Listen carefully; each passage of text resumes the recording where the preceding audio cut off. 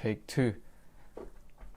What's good, people? I'm GALANACCI the Creator, a Manila-born, Cardiff-trained and London-raised artist, designer, creator, and I am the founder of GALANACCI, a luxury human wear brand, inspiring you to realize your full potential. And today is a Saturday, I believe, Saturday is the 6th.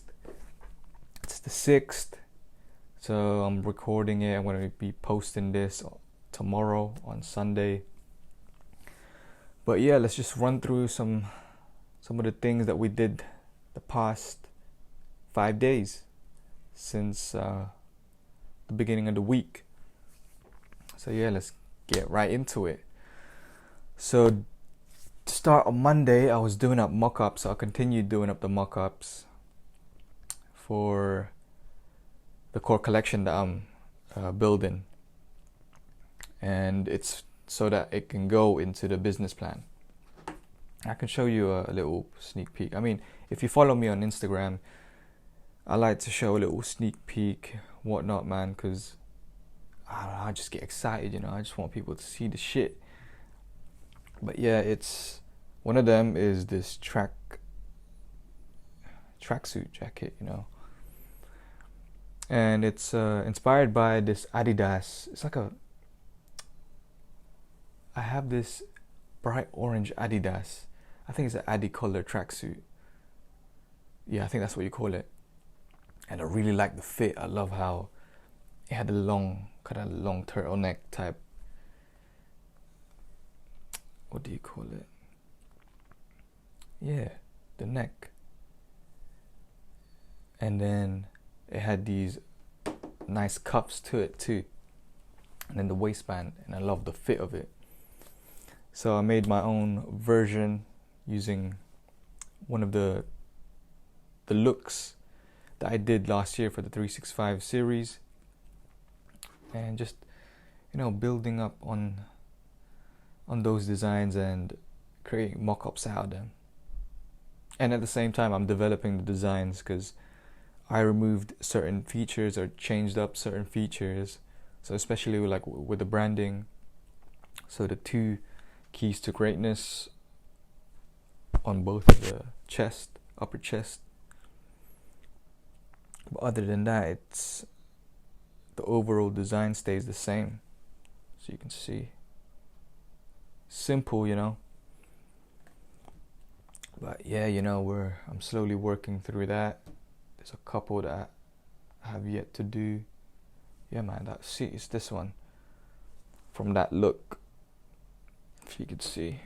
So I changed up the branding. The branding is on the chest, so you can see. But yeah, now excited to be slowly turning the sketches into a more lifelike mock-up. Easier for people to sort of gauge the idea that I'm trying to push once I've included everything in the business plans, on the business plan. And also I was working on the financial stuff, man. So it's April, and if you have an LLC or a brand, a business, whatnot, April is usually the time where you're filing your accounts to Companies House and to the HRMC. Yeah, HRMC. And this is when you have to, well, for me, I do it like the old school way. So I have all the bank statements printed out, and then I do everything manually. It's because I want to learn this side of the business.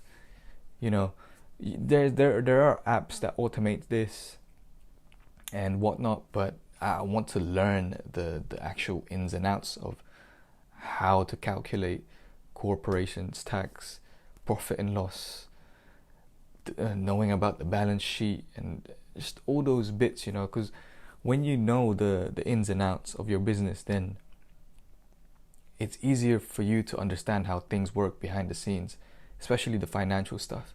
Because if you skip that, then, man, I think you can get played, you know. You can get played, really, like, in the future. It's just for the future, you know, so that I know how to read these numbers and how to navigate them when I see it in front of me, instead of being overwhelmed because I've never touched it in my whole life, you know. But yeah, I was filing that. Luckily, I did it last year. Actually, I did most of the I put it in a spreadsheet. So I put all the numbers in the spreadsheet. So all I had to do was enter it on Companies House and HRMC. And yeah, it took a while. I just had to like refine some bits here and there to really understand. But yeah, man, it's so part of the game. You have to know these things, man, or else are you really running a brand or a business? And yeah, with that being said, I tried my best to improve each year, especially when it comes to April and it's time to file the accounts, the financial accounts. So I brought these folders so that I can actually sort out the bank statements in each period, like each year, so that I could just put it all in there, and then when it's time to do the financial stuff, I pull the folder and then everything's in there. So it's just sort of being more organized with how I keep my bank statements for the brand, the business, and whatnot. I mean, I'm not perfect, but I'm learning to sort of get things more organized so that when it does come to April and it's time to file the accounts, it'll be easier for me to actually do it without having to like bounce around looking for certain bank statement, whatnot. But you know, it is what it is. Let's see. Oh yes, as you can see at the back, I created 2 of these large abstract paintings. It's like 60 by 150 centimeters, so it's huge. One of the largest pieces I've made to date. And I don't know, like I made it because I just had this creative urge. I was like, yo, I need to paint, because most of my artworks are done on my iPad, and that iPad is just a little tad smaller than a A4 sheet, and I just needed something bigger, man. So I ripped up the craft paper that I actually used to wrap up my products, my pieces when I get an order. So I used that, started painting on it using this roller and then screen printing ink that I actually used to screen print my products. And it just goes to show, you just use what you have around you. And then I created this piece. I haven't titled it, so it's untitled. So I made 2 of those. And what I did was I took pictures of the bits that I found interesting within the piece. And then I used Procreate and made patterns for GALANACCI. So these patterns are way into the future. We're talking about 5, 10 years time. It's just so that I can build this archive, right?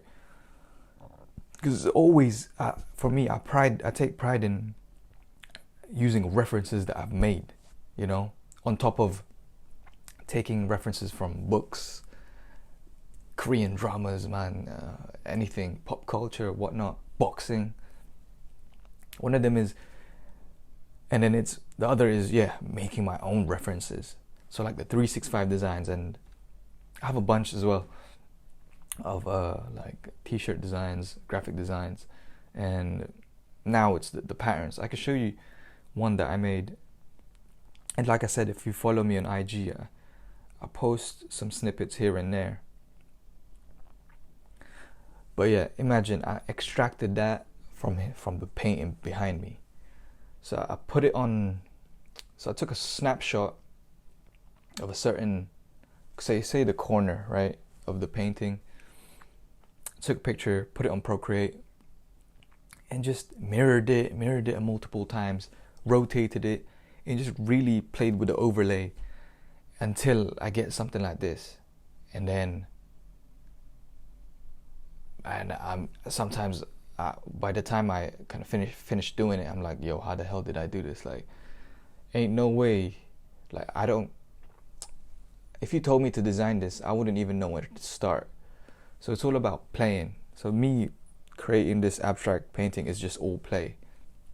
And then coming up with this kaleidoscopic pattern, that's all play. Like, you don't start off like, oh, I have this design of this kind of like sort of cross plus sign, and then there's this thing. No, you get it through play, and then you analyze afterwards. Like, I try not to think when I'm creating, because that just hinders your flow. And flow is sort of like your state, your mental state. When you're in a flow state, you're just present. You're just, when you're painting, you're painting. You're not thinking of anything else. And then it's after you've done that action that then you start to analyze and think about, oh damn, this thing looks interesting. This mark here looks interesting. And then it's just those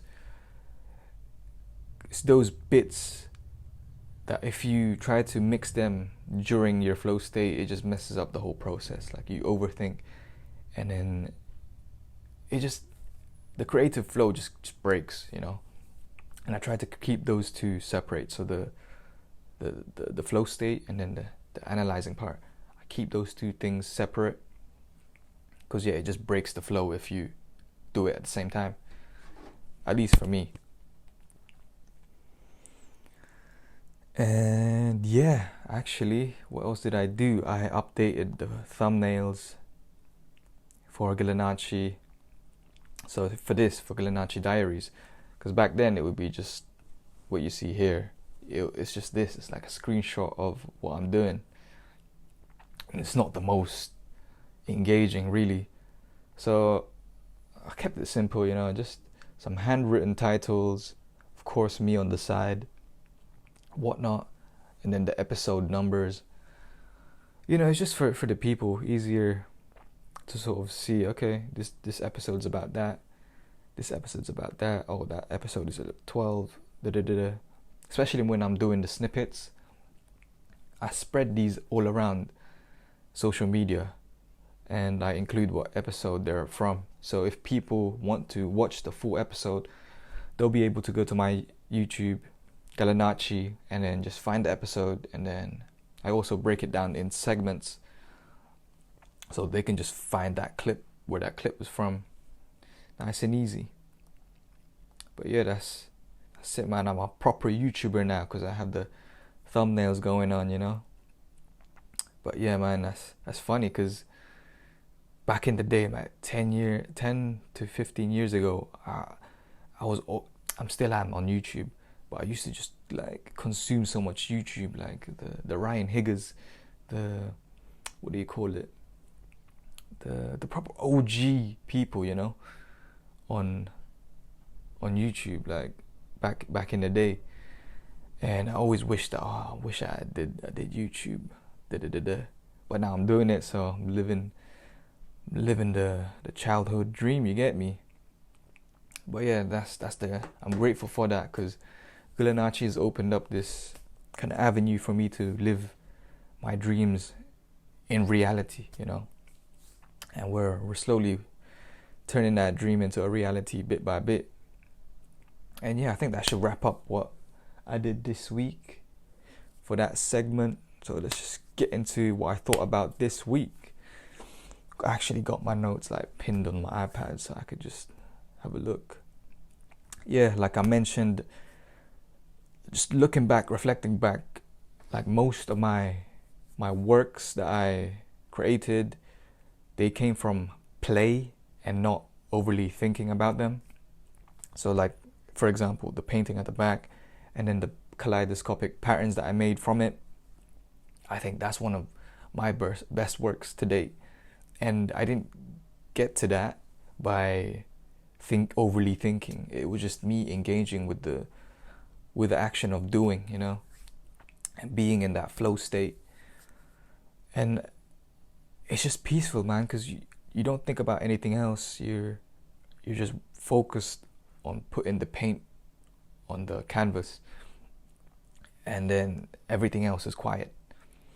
And that's when you're in the flow state. You're just performing, you know, and you're just tapped in with the universe, you know, like creativity is tapped in. Like, you don't think, man. Creativity requires you not to think. I think, at least for me, creativity is you tapping in to the universe and then letting you be the instrument. And then once you've created this piece, you'd be like, whoa, how the fuck did I even make that? And most of the time I'm like that once I've finished creating a certain piece or whatnot. And yeah, man. And also that brings me to like building my own momentum. So last year I did quite a good job of building momentum for the brand GALANACCI through the 365 series. But now, since I changed to this approach of putting a face to the brand, talking more about the brand, basically showing and telling, it kind of slowed down the momentum. It's because obviously one was like more based on like drawing, showing designs, and then now it's putting a face and mixing things up. And yeah, it slowed down, the momentum slowed down, but that's cool because I'm laying down the foundations for the brand. Like this is more than like the likes, the followers, the whatnot. I'm setting the core foundation for the brand, and that's the most important part. So I'm cool with that, with the momentum slowing down on that end.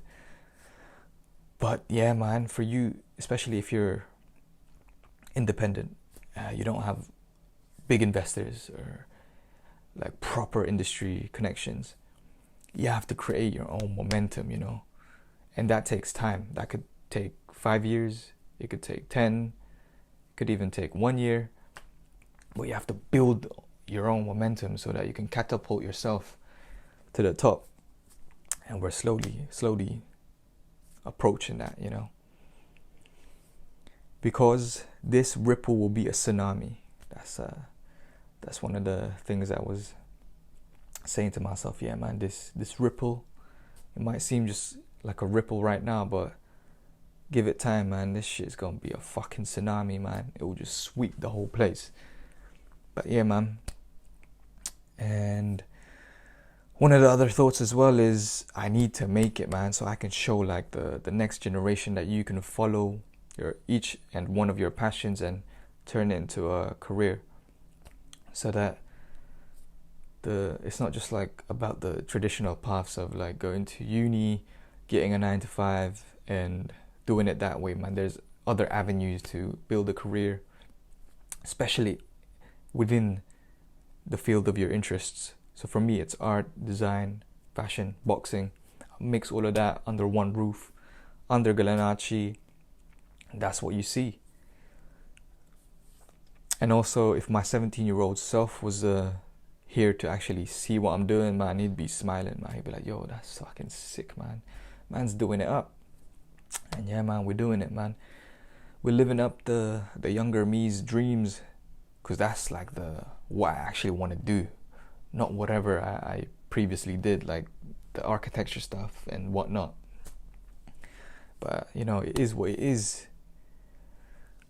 At least 10 years down the line, we're doing what we're supposed to be doing now, man. It's all on the right timing. And also, I don't follow fashion, you know. I'm more interested in how I can use fashion to inspire people to reach their full potential. And that's what I'm doing with GALANACCI. Like, I don't really follow the fashion calendars. I don't keep up with the fashion trends and whatnot. I'm in my own little bubble, you know. I create what I create. I like what I like. And then if the world likes it, that's an extra. See, in that sense, I'm a pure artist. I'm an artist first, designer second, and the rest follows. And yeah, with that being said, man, it's clear that I focus on purpose, and then everything else follows. Because without purpose, you have no direction. With no direction, then you're just drifting. You're drifting. You're allowing whatever's around you to sort of push you in a direction. Why do you want to be that, you know? You want to be the captain of a ship, captain of your ship. And what I do is take control of where I go with my career, with my future. And I try to minimize all the external opinions and whatnot. Because, man, the only opinion that matters is yours. Especially when you're forging your own path, you know. Like, don't get kind of confused, you know. Like, it's cool to listen to opinions and feedback, but the one thing that matters is your own opinion, and you should put value in that, especially when it's to do with forging your own lane and path in whatever that is that you do, you know. And I think that should wrap up everything, you know. Yeah, that's all the thoughts that we was thinking about this week. And yeah, I think that rounds up this episode nicely. So if you have any questions for me, always put them down on the comments below. And yeah, man, that's it from me, man. See you on the next one, man. Peace.